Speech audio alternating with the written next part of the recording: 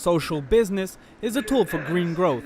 The Nobel Peace Prize winner, Mohamed Yunus, shared his experiences on the transformation of his native country through social entrepreneurship.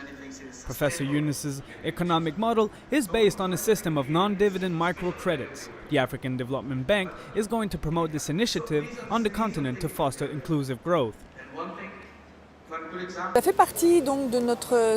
This is part of the strategy that we've adopted for the next 10 years.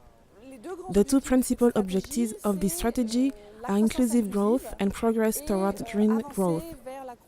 In this context, we are working on strategies that will enable us to transform the economic growth that currently exists in Africa into better quality growth that doesn't create employment and has often been inequitable. This growth will create employment, companies, improve equity, and will be much more inclusive. Une croissance qui crée des entreprises et une croissance qui améliore l'équité et qui est beaucoup plus partagée, une croissance partagée. Social business is definitely good for women.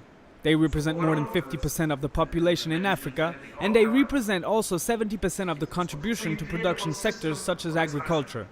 But because of their limited access to credit, they are not well represented in the formal economy.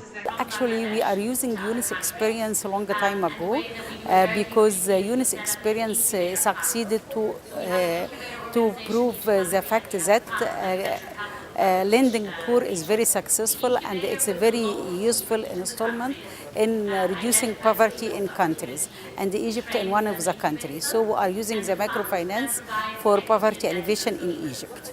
And this was the idea of the Mohamed Yunus. With more than 150 million unemployed people, many African countries are going to try and use social entrepreneurship to solve the problem of youth unemployment. Côte d'Ivoire is seizing this opportunity. I think this is an opportunity that we should explore in Ivory Coast. This idea is going to help us in the ICT sector and in other sectors.